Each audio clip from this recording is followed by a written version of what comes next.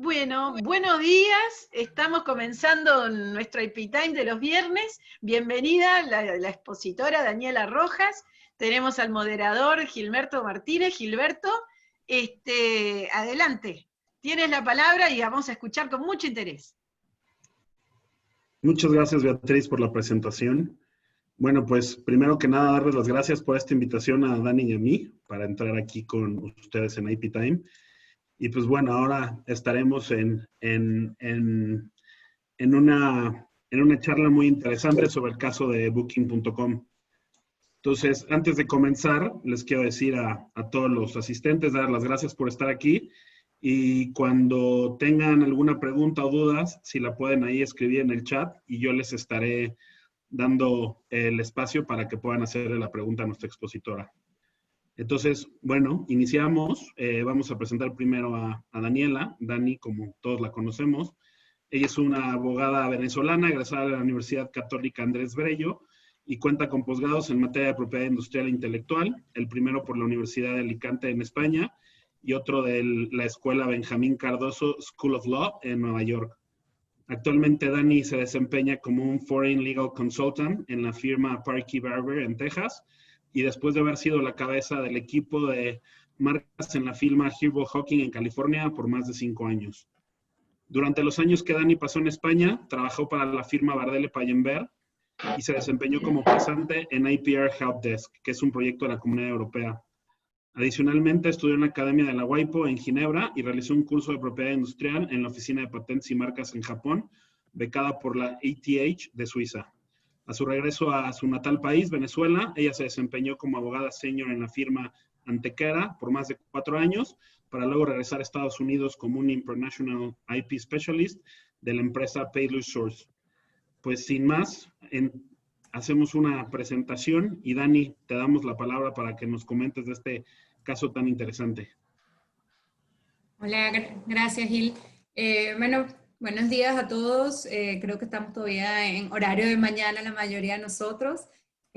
Gracias al equipo de IP Time, especialmente a José Roberto por haberme contactado y darme este espacio para poder conversar con ustedes de algún tema bastante interesante, o lo que llamamos de estas decisiones que se ponen en boga, de moda aquí en los Estados Unidos.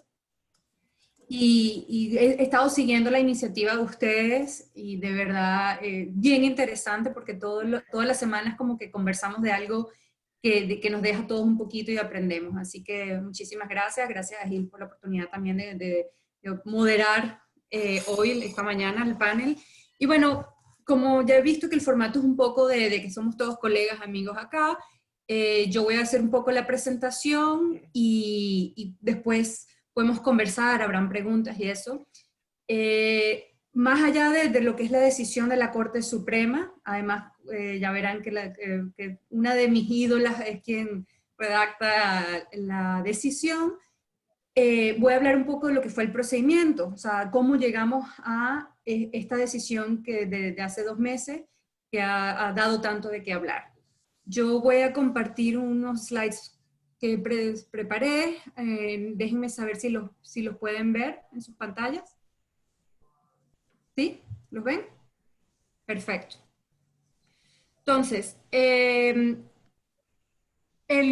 Booking.com habla básicamente justamente de eso, lo que es una marca genérica acompañado de un nombre de dominio de alto nivel, como en este caso es el .com. A ver si, ok, esto no me lo está, ok, aquí. ¿Me lo permite? Perfecto.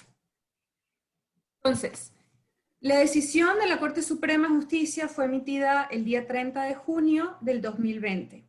Algo interesante, obviamente en plena pandemia, cuarentena, la decisión además se hizo por teléfono. Es decir, la primera vez que los 9 justices de la Corte Suprema de Justicia de los Estados Unidos deciden un caso y lo hacen por teléfono. ¿Ok? Esta decisión, como no sé si saben, la Corte Suprema de los Estados Unidos se compone de 9, lo que llamamos justices, 9 jueces, ¿ok? Número impar para que siempre podamos tener mayoría. pero en este caso fue una decisión prácticamente abrumadora porque fue respaldada por 8 de los 9 jueces. ¿Okay?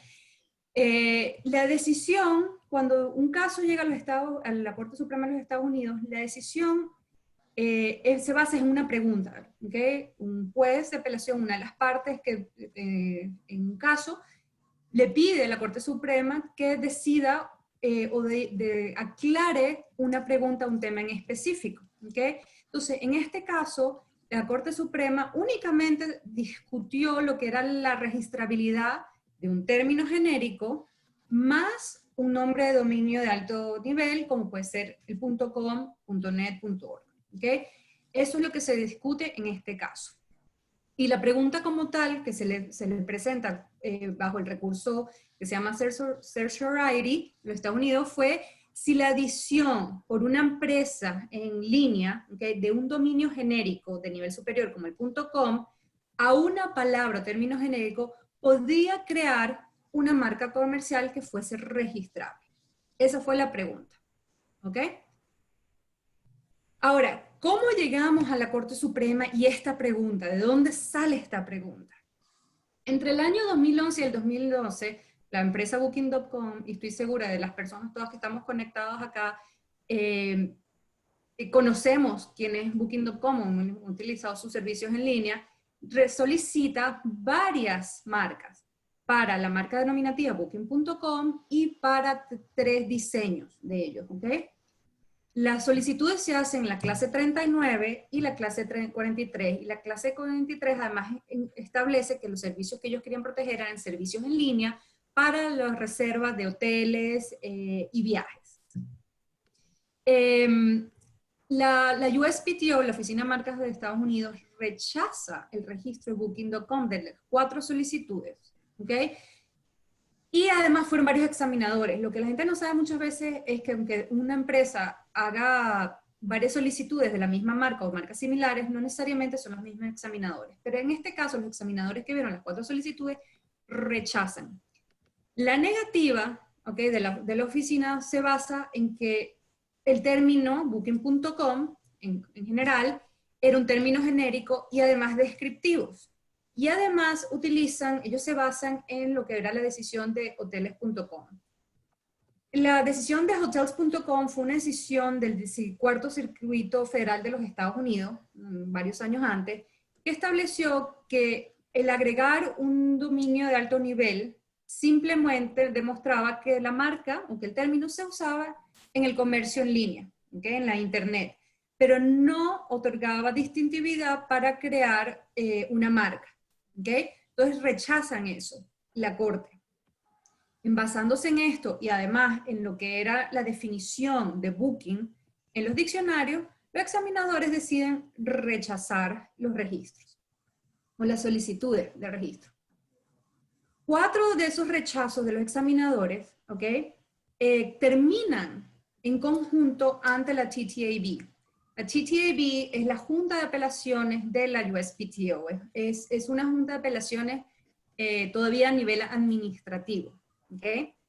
La TTAB revisa las decisiones de los examinadores y aplica lo que ellos llaman su examen de two-step exam, de 2 pasos. ¿Okay? Y una vez que ellos aplican esto y revisan la evidencia presentada por Booking, ¿okay?, confirma la negativa de los examinadores y rechaza el registro. ¿Cuáles son este examen? Primero,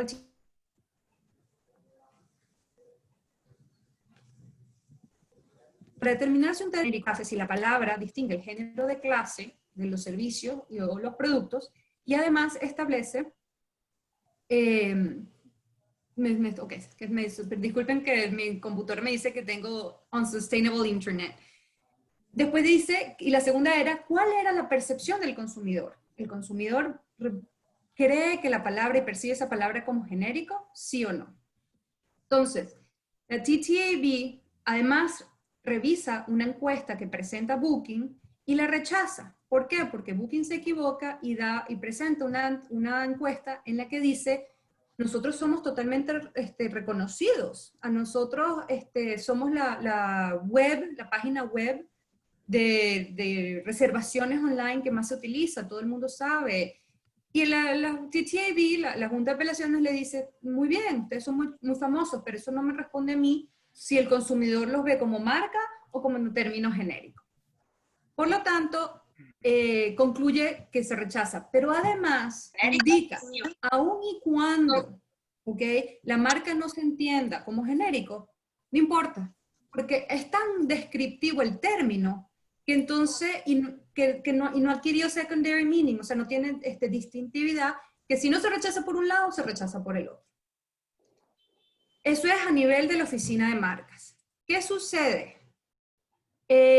Booking.com decide apelar, obviamente, y sacarlo a los tribunales, pero en vez de apelar al circuito federal, que sería a nivel de apelación, decide presentar una demanda civil ante el Tribunal de Distrito del Este del Estado de Virginia.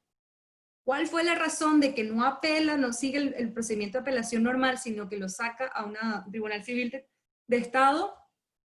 Fue que sabemos que cuando tú apelas, el Tribunal de Apelación solo puede ver las pruebas que se presentaron en el caso. No se pueden presentar pruebas nuevas, evidencia nueva.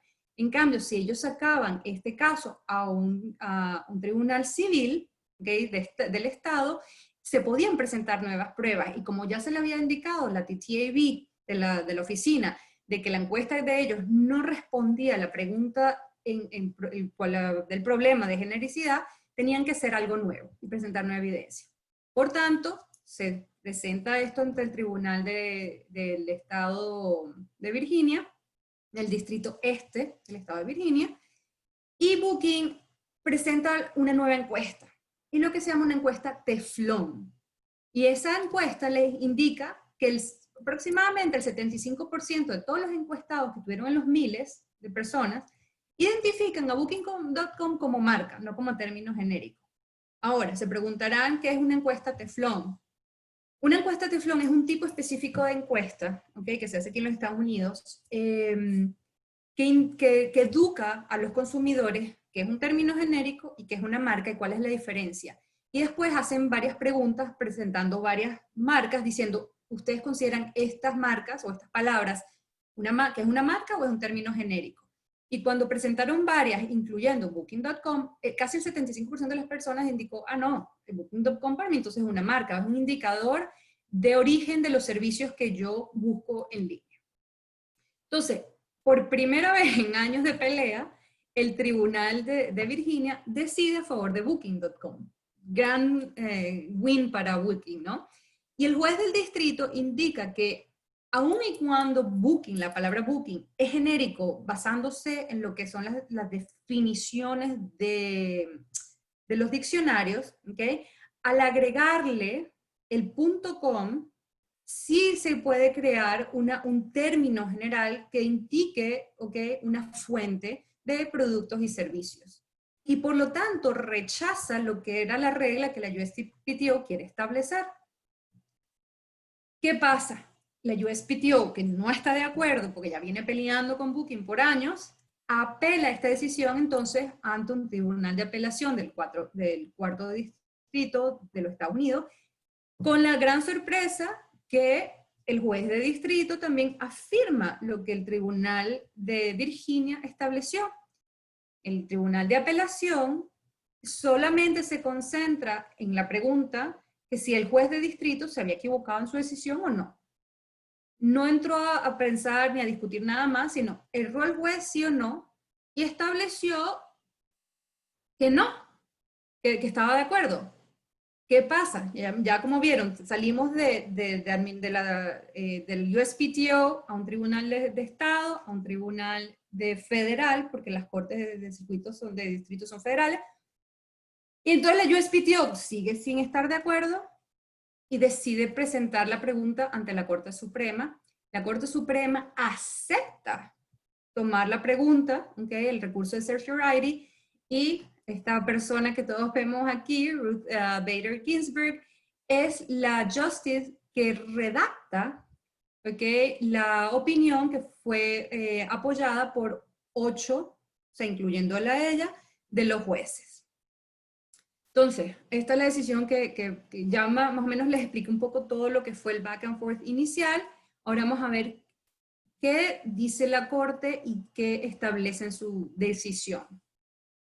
Entonces, básicamente cuando uno lee esas decisiones, pues son largas, ¿verdad? Bueno, en este caso no se leyó porque, como les dije, fue por oral.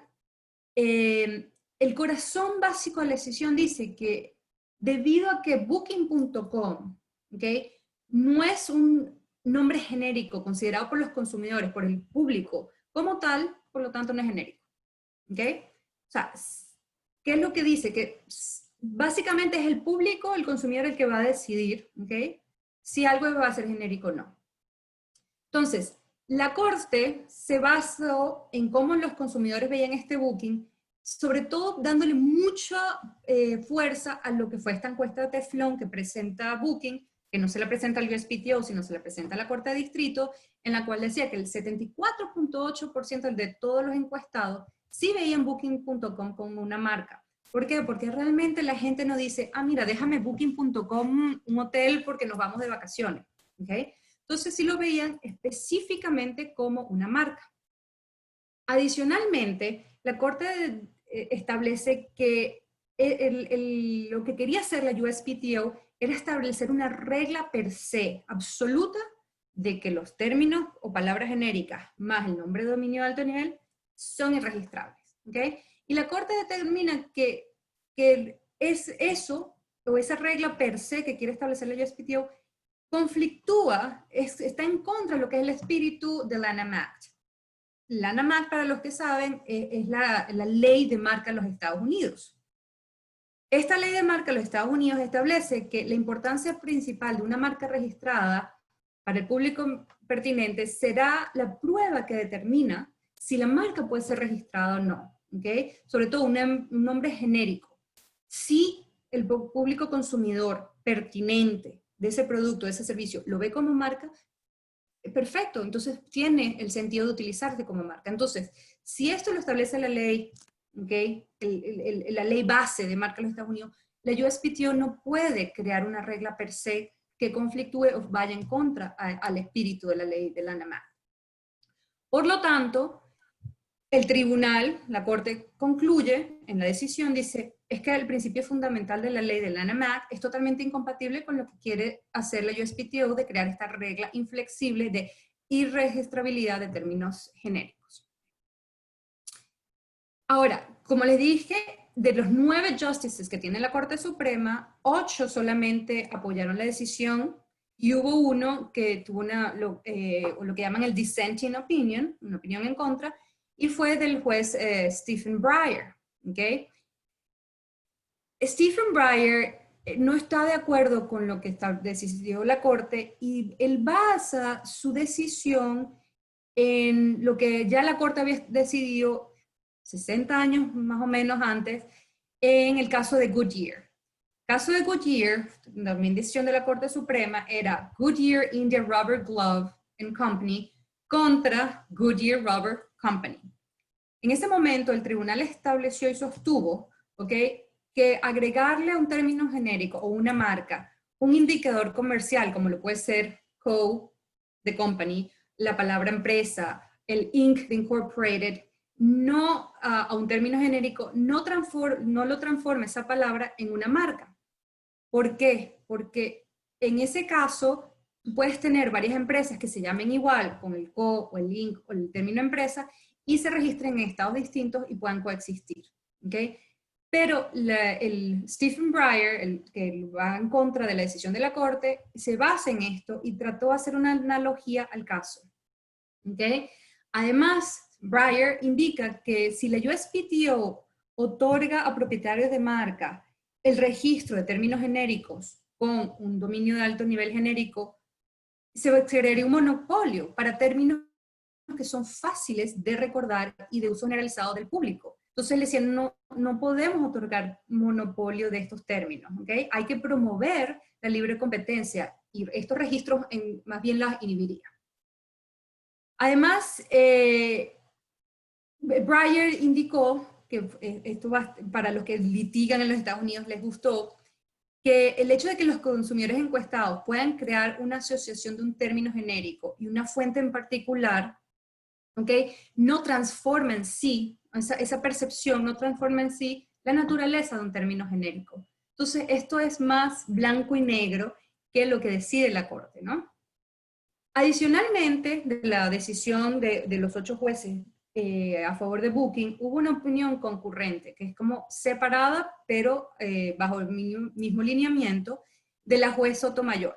Para nosotros latinos, para los que no saben, la juez Sotomayor, o Justice Sotomayor, es la única latina en la Corte Suprema, y además es ex litigante de propiedad intelectual. Another fun fact para nosotros. Ella presenta, como tiene la experiencia en propiedad intelectual, ella presenta una opinión concurrente, ¿ok?, pero su lineamiento un poco más reducido, como más establecido que lo amplio que fue la decisión que dio la Corte. ¿Okay? Sotomayor estableció que la evidencia de encuestas consumidores puede ser un indicador poco confiable para los términos genéricos y que hay que ver toda la evidencia en su conjunto. Además señaló que la USPTO puede haber concluido correctamente que Booking.com se percibe como genérico para los servicios de lo que es reservas de hoteles en línea, pero esa cuestión no fue lo que se planteó en el tribunal. Como les dije, era una pregunta muy específica la que se estaba discutiendo en su momento, o que se solicitó al tribunal que se discutiera. Entonces, además de estas opiniones, lo que la gente no sabe es que había tanta expectativa por todo lo que había sido el procedimiento que les expliqué antes, que se presentaron 12 amicus briefs, que son opiniones, ¿okay?, que tratan de dar peso a los jueces en sus opiniones, y se presentaron 12. Entre ellas, para que tengan una idea, la IPO y la INTA fueron 2 de las organizaciones que presentaron sus amicus briefs. La IPO, que es la Intellectual Property Organization, instó a la Corte que decidiera que los términos genéricos agregados a un nombre de dominio de alto nivel, .com, .org, no son genéricos per se, o sea, no son genéricos por regla absoluta, y por lo tanto sí pueden ser elegibles de protección como marca registrada, siempre y cuando sean bajo ciertas circunstancias. O sea, ni una regla puede ser per se de una forma, ni puede ser per se de la otra. La INTA, de una forma similar, ¿okay?, también apoyó a Booking y instaba a la Corte de que decidiera que los términos genéricos más un nombre de dominio genérico pueden ser registradas, pidió eso.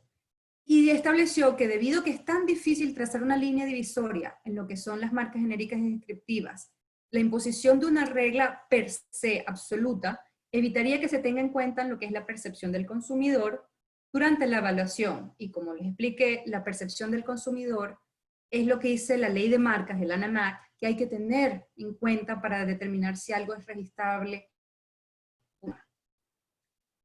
Entonces, como vemos, estos amicus briefs que se presentaron, creemos, los que hemos leído la decisión, o la escuchamos, porque fue interesante poderse conectar y escucharla, creemos que sí tuvo que ver, tuvo influencia al momento de la decisión que presentó la Justice Ginsburg. Ahora, ¿cuál es el legado de Booking? Legacy, esa es la palabra. ¿Qué establece esto? Bueno, el legado es que se abren compuertas. Es decir, los que tengan una marca genérica con un nombre de dominio de alto nivel y quieran registrarlas, tienen chance, pero cada caso va a ser tomado distinto. ¿Cuál es el otro legado? Que se estableció de que mucho tipo de evidencia puede ser considerada, desde una definición de un diccionario, sin establecer si tiene que ser algún tipo de diccionario al idioma, o una encuesta.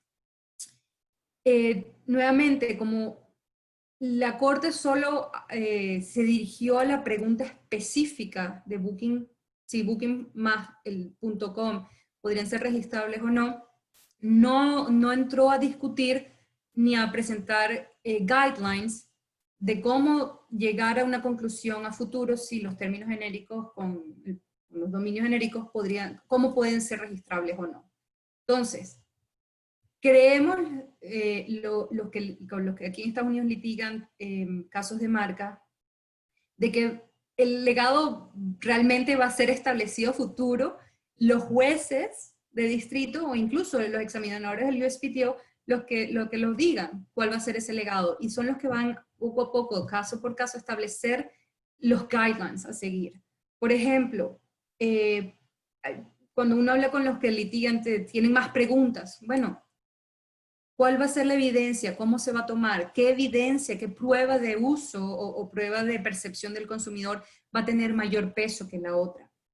En el caso se habló, como les digo, el caso de las encuestas. Booking presenta dos encuestas que le costaron miles de dólares. Una la desecha el USPTO porque dice, bueno, sí, bueno, tú eres muy reconocido, la web de registros de hoteles en línea más utilizada, más reconocida, muy bien por ti. Tienes no sé cuántos awards de la industria, muy bien, pero eso no quiere decir que puedas tener un registro, no. ¿Okay? Y después presenta una segunda encuesta, que es la encuesta de Teflon, y con la encuesta de Teflon sí establece que la percepción del consumidor es que Booking es marca. Pero tampoco nos dan unos guidelines de cuáles son las preguntas, porque los que hacemos esto sabemos que algo difícil que tenemos es, los abogados es el drafting de estas preguntas, las encuestas, porque muchas veces se presenta la evidencia en una encuesta como la evidencia más importante en un juicio, y porque la pregunta no fue la indicada o las respuestas no fueron las indicadas, desechan estas encuestas, que cuestan muchas veces miles y miles de dólares. Entonces, puede ser el legado de que solamente las empresas o las corporaciones con mucho dinero que pueden probar la percepción del consumidor sean las que logren estos registros. ¿Quién sabe? O sea, entonces a nivel procedimental todavía quedan muchas preguntas. Lo único que sabemos como tal es que gracias a esta decisión se le puso un parado a la USPTO que quería establecer una regla absoluta per se de irregistrabilidad, y se abrió entonces una compuerta a lo contrario. ¿Quién, cómo y cuándo se va a poder registrar estos términos genéricos? Entonces básicamente un poco, y creo que todavía tenemos tiempo para Gil nos haga unas preguntas y darles el espacio al resto también. Gracias, Dani. Pues primero felicitarte por esta exposición. Fue muy clara y nos hiciste, no sé si a todos, por lo menos a mí, entender un poquito más este asunto que había sido tan sonado y había algunas dudas. Yo tengo una preguntita antes de empezar con las preguntas de la gente que está aquí. Te quería preguntar, antes de la decisión de Booking.com, ¿todos los .com genéricos eran irregistrables? No. No eran irregistrables todos. Con el caso de Booking.com, la USPTO quería establecer esa regla per se de registrabilidad, pero realmente, o sorpresivamente, y como establece la Corte, ya la USPTO había registrado otras marcas genéricas con el .com. Por ejemplo, Art.com fue registrado por la USPTO como una marca para servicios de tiendas minoristas, lo que es retail stores, en línea para ventas de obras de arte. Dating.com también estaba registrada. El Dating.com fue registrado para servicios de citas en línea. Otros ejemplos son Weather.com, está registrado como marca. Law.com para servicios legales, está registrado como marca. Incluso Hotels.com está registrado para el registro de hoteles y viajes en línea, de transporte. Aun y cuando, como les comenté, una corte de distrito, de federal del cuarto circuito de los Estados Unidos ya estableció en su momento que hotels con el .com no podía ser registrado como marca porque el .com no le daba distintividad al término genérico. Pero sí, o sea, la USPTO quería como que establecer una regla que fuera fácil para ellos seguir, porque en algunos casos permitían, en otros no. Buen día, pero Nami. Sí, en algunos casos fueron registrados. Bien, ¿y tú? ¿Podemos pedir que apaguen su micrófono, porfa, los demás? Se está escuchando un poquito de ruido. Gracias.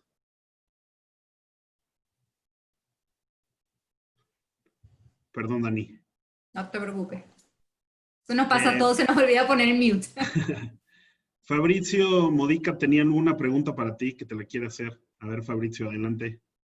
Muchas gracias, Gil. Gilberto. Bueno, en primer lugar, felicitar a Daniela. La verdad que excelente, Ay. muy clara la exposición.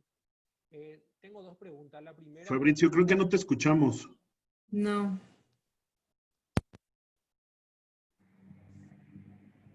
Hola, ¿me escuchan ahora? Ahora sí, gracias. Ahora sí. Bueno, perdón, problema con el micrófono. Bueno, en primer lugar, felicitarte, Daniela, por la exposición. Creo que muy clara. Tengo dos preguntas. La primera creo que ya la realizó en el chat Hernán Broboski, que se refiere a si Booking invocó el secondary meaning en su fundamento, que yo creo que por ahí me parece que iría, digamos, la cuestión. Y la segunda tiene que ver con el amicus brief, con el amicus curiae de la INTA. Creo que la INTA había mencionado que hay que distinguir entre marca genérica y descriptiva. Para nuestros sistemas, digamos, marcario, en teoría hay una diferencia entre lo que es una marca genérica y descriptiva, pero en la práctica los efectos son los mismos. Pregunto, ¿en Estados Unidos sería, digamos, tendría consecuencias jurídicas diferentes que una marca sea considerada genérica de que sea considerada descriptiva? Muchas gracias, Daniela. Ok, la primera pregunta sobre la distintividad adquirida, sí. Obviamente es prácticamente lo primero que argumenta alguien que quiere combatir un rechazo bajo genericidad o descriptividad de un término. Pero la USPTO al principio dijo que no había tenido, no había adquirido distintividad. ¿Por qué? Porque no se había entrado a nivel administrativo ante la USPTO a hablar sobre lo que era la percepción del consumidor. ¿Okay? Y es la percepción del consumidor lo que establece si una marca adquiere esa distintividad. ¿Okay? ¿La ve el consumidor pertinente como una marca o simplemente con términos genéricos?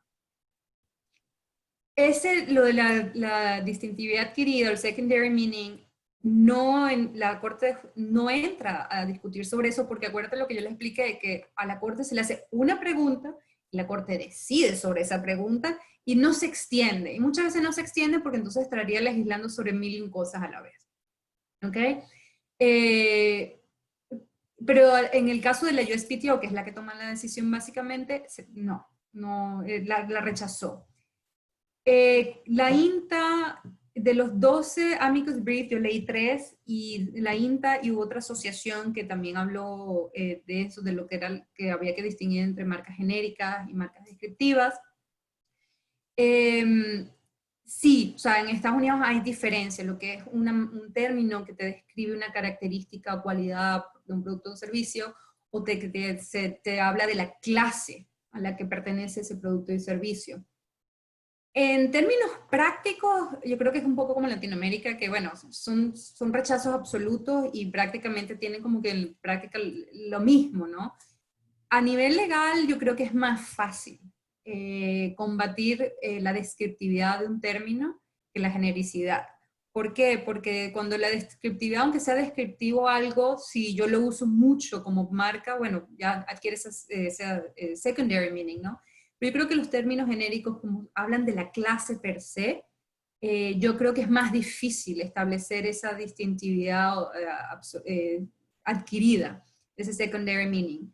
Pero nuevamente, esta decisión de la Corte te dice, bueno, sí, o sea, si la percepción, si tú logras demostrar con todas las pruebas que se presenten caso por caso, que el consumidor específico, pertinente, ve ese término genérico como marca, entonces sí se puede registrar.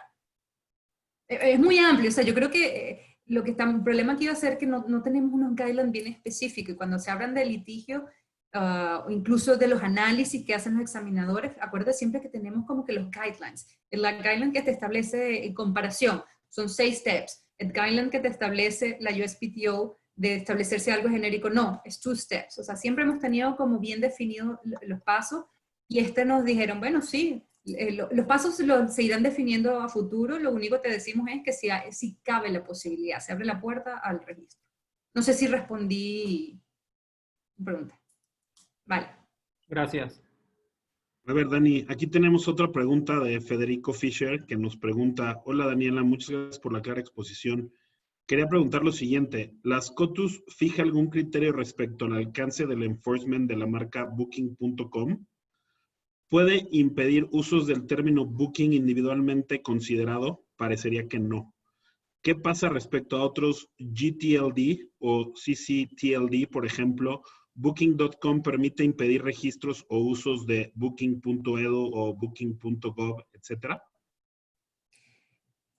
Ese es otro, nuevamente, legado de esta decisión, es que lo deja abierto. Aun y cuando tú puedes registrar el Booking.com, el dolor de cabeza va a venir, o cualquier término genérico más un nombre de dominio de alto nivel genérico, el dolor de cabeza va a venir el momento que tengas que hacer el enforcement, ¿no? Cómo tú utilizas tus derechos de exclusividad contra otros que usen esos términos como genéricos, ¿no? Entonces, nuevamente, como la Corte no habló sobre eso, yo creo que va a ser el trabajo de hormiguita de los jueces, ¿okay? De otros de federales y los jueces de distrito, los que vayan a tener que establecer caso por caso cómo se va a hacer el enforcement de estas marcas que se registran. Entonces sí, estoy de acuerdo, Federico, que pareciera que aun y cuando tienen la marca, no va a tener unos derechos tan absolutos como pudiera tener otro tipo de registro marcario. Por eso, porque Booking.com, y si yo tengo superbooking.com o tengo el Booking, o el Booking, vamos a ponerlo en español, elbooking.org y Booking.com, yo diría hay asociación, ¿verdad? Entonces tú en principio deberías poder establecer derechos de exclusividad y hacer un enforcement, pero no lo sabemos porque hay que ver a futuro, o sea, qué van a decidir los jueces. Muy bien, gracias Dani. Aquí tenemos otras preguntas de Hernán Bobrovsky, que dice, 3 temas, preguntas. Número 1, me hace ruido que Booking haya podido ir ante otro juez para saltear la instancia recursiva lógica luego del rechazo de la USPTO. La 2, una consulta. Si Booking invocó el secondary meaning en su fundamento, entiendo que sí, creo que esa ya la contestaste. Y la pregunta 3 dice, creo que la opinión del juez Breyer no es análoga porque las razones sociales de las compañías no pueden ser asimiladas a los nombres de dominio. Y es muy interesante el planteo de Federico sobre el enforcement posterior, más allá del registro, si realmente tener el monopolio será útil o no en la práctica. Sí, ok. La primera pregunta era sobre por qué se apela ante el corte de distrito y no se siguió los pasos que es normales, ¿no? Exacto, De que haya ido apelación. ante otro juez para saltar la instancia Otro juez. recursiva de la USPTO. Ok. Cuando expliqué, no sé si se recuerdan, y creo que si todavía lo estoy compartiendo, a ver si se puede. No sé si lo puede compartir. ¿Pueden ver? O ya descompartí mi screen. Se sigue viendo. Podés Sigue retroceder en la presentación. Exacto, ok, gracias. A ver si lo puse. Ok, aquí está. Una vez que sale la decisión del USPTO, porque fuerte que yo les explique, las decisiones en instancia administrativa ante la USPTO es los examinadores que están viendo el caso y después el TTAB decide, también apoya el rechazo y entonces el camino normal era apelar, ¿okay? Como es la USPTO, ante un circuito federal. Pero ¿por qué decide Booking llevárselo a otro juez, al juez de distrito de Virginia? La verdad es que fue brillante. Legalmente se puede hacer y la razón fue porque cuando tú apelas, vas por el sistema de apelación normal, un juez de apelación, o creo que en muchos países se llaman de alzada, tú no puedes presentar nuevas evidencias. El juez de apelación decide en base a todas las pruebas del caso. Cuando tú, en este caso, al sacarlo ante un juez se podía presentar nuevas evidencias, ¿ok? Y el juez de distrito, entonces, al tomar la razón, iba a ver el caso en conjunto, toda la evidencia presentada ante la USPTO y la nueva evidencia que se les presentaba a ellos. Y como ya Booking, la USPTO le había dicho que esa encuesta de ellos sobre la notoriedad y la fama ¿sabe? De su website no respondía sobre la genericidad o la percepción del consumidor. Entonces Booking decide, bueno, tengo que hacer una nueva encuesta, hago esta encuesta Teflón y la presento a este juez. Y es gracias a como diría yo, a esta estrategia que logra Booking entonces el registro, porque SAC logra llevárselo a un tribunal donde ellos te iban a poder legalmente presentar nueva evidencia que ya sabían que tenían que hacerla distinta. Entonces no es ilegal, no es phishing, no es gray area, es simplemente una estrategia que para muchos de nosotros nos pareció brillante, pues pudieron entonces meter nueva evidencia que cambió el rumbo del caso. En cuanto al enforcement, como ya expliqué, sí, o sea, el enforcement no tenemos nuevamente casos similares que podamos comparar, ¿okay? Entonces vamos a ver qué van a decir los jueces en su momento cuando Booking decida ir contra alguien que quiera registrar el booking.org, ¿no?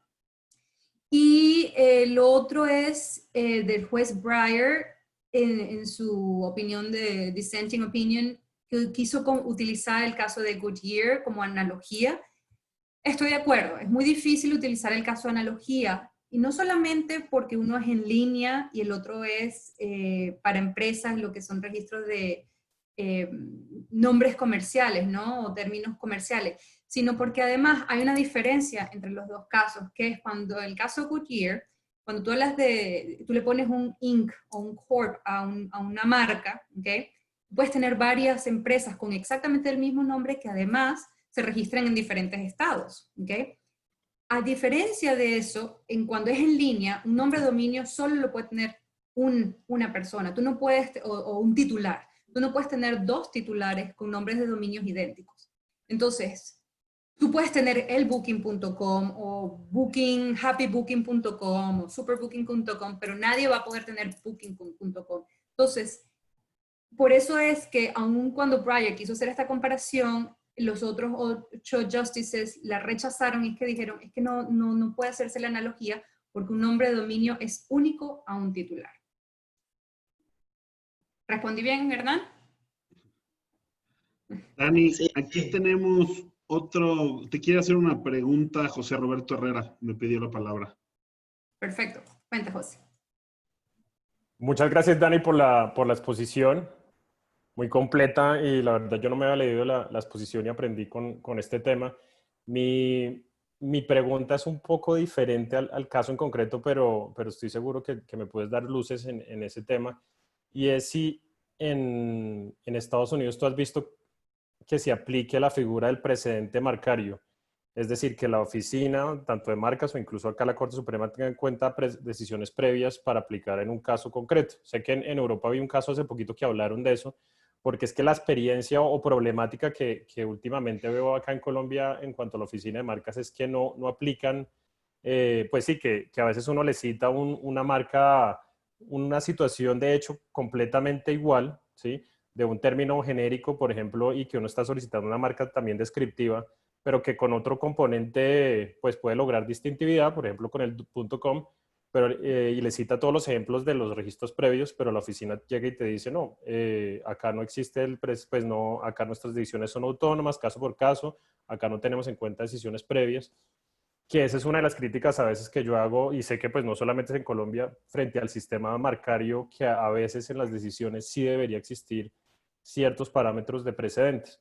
Sé que para los funcionarios a veces no es fácil porque puede ser que a veces si uno toma esa figura del precedente pueden existir decisiones previas muy equivocadas, pero yo creo que en ciertos casos eso sí serviría muchísimo en ciertos casos porque a veces si el funcionario llega y dice no, acá solamente pues se aplica este caso en concreto, soy autónomo.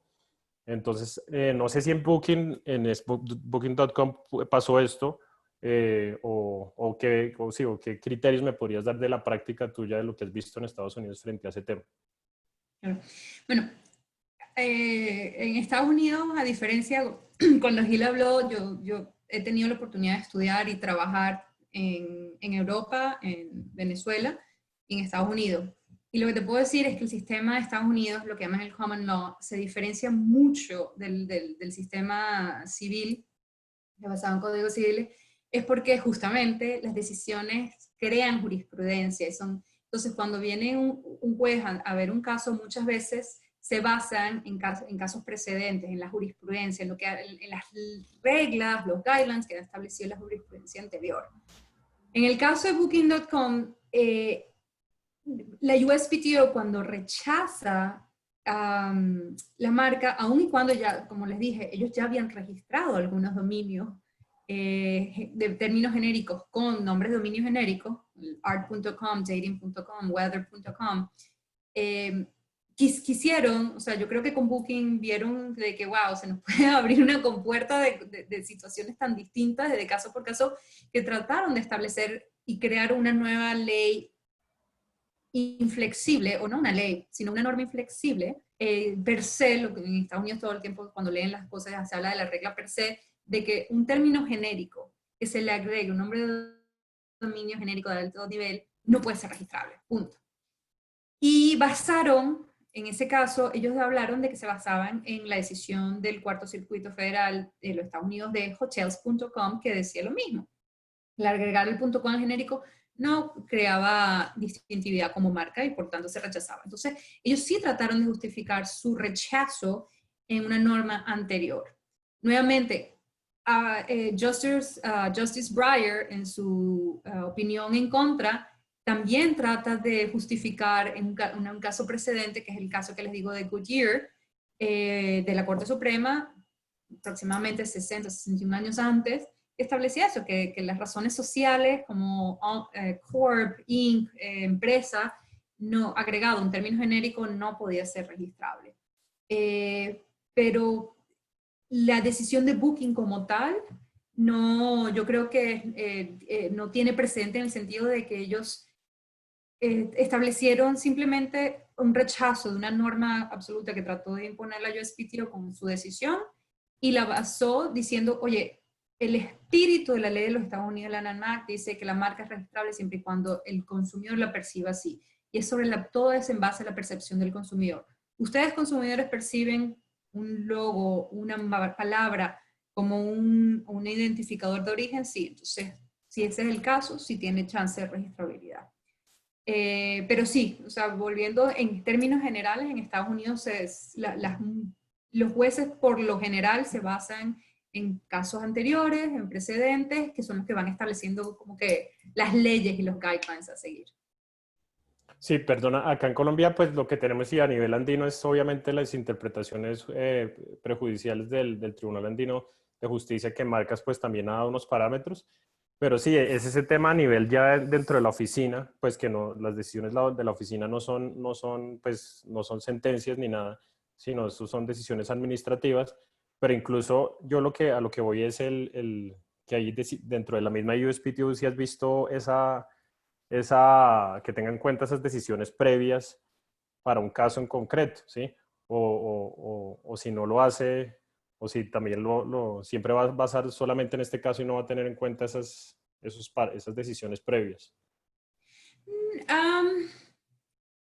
Dices tú que si la USPTO va a tener sus decisiones previas, ¿van a considerarlas a futuro para otros casos similares a este? ¿O si va a ser la decisión de la Corte Suprema? No, solamente a nivel de USPTO, si por ejemplo, con casos previos que sean casi que el mismo situación de hecho, que alguien haya solicitado el booking y entonces lo hayan negado, que ellos tengan en cuenta, que citen en sus decisiones eso y no digan que... Sí, yo creo que la USPTO va a seguir tratando de utilizar sus decisiones previas para justificar sus decisiones que a futuro, sean de rechazo o sean de registrabilidad, de aprobación de registrabilidad. Lo único que ahora la USPTO sabe, y tiene como que la orden de la Corte Suprema de que no puedes negarla per se, vas a tener que ver caso por caso y justificar en caso por caso de cómo decidas, si a favor o en contra. Incluso, tanto es así que la USPTO presta atención a todos sus precedentes, que incluso cuando tienes decisiones oficiales, no sé si alguna vez has leído una acción oficial de la USPTO que te dice, nosotros te rechazamos tu solicitud en base a que existen, no sé, marcas similares en clases idénticas o clases similares. Y te dice, en el caso, no sé, Corningware versus tal, se estableció que una marca no puede ser registrada si hay una marca similar, una clase similar. por riesgo de asociación. O en la decisión tal se establece que una marca no puede ser registrada por descriptividad. Entonces, incluso ellos en sus decisiones de acción oficial, ellos te justifican todo siempre en base a casos anteriores. Entonces, sí, la USPTO va a seguir haciendo eso a nivel administrativo. Lo único es que ahora ya no va a poder hacer lo que quería hacer, que era el camino fácil. Genérico, más nombre de dominio genérico, no, chao.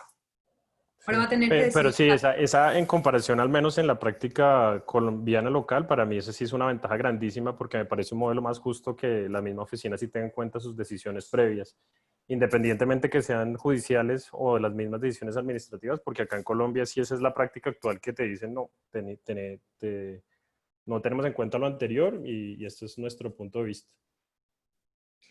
Claro, sí, y tú sabes que siempre va a haber precedentes que apoyen una decisión y que vayan en contra de esa decisión. Entonces, muchas veces yo creo que los examinadores también usan un poco cuál es la decisión que te convenga. Igual, los que litigamos o los que tratamos de registrar marcas, para poder justificar nuestro punto de vista, siempre vamos a buscar cuál es el precedente que nos conviene, nos apoya. O sea, eso es lo más lógico, o sea, pero sí, siempre, o sea, yo creo que yo veo de mi práctica personal en los Estados Unidos a lo que fue mi práctica en Europa y en Latinoamérica, es que en los Estados Unidos cuando yo trato de justificar mis argumentos, los justifico con precedentes. En el caso tal, la corte tal o el circuito federal tal estableció, dijo.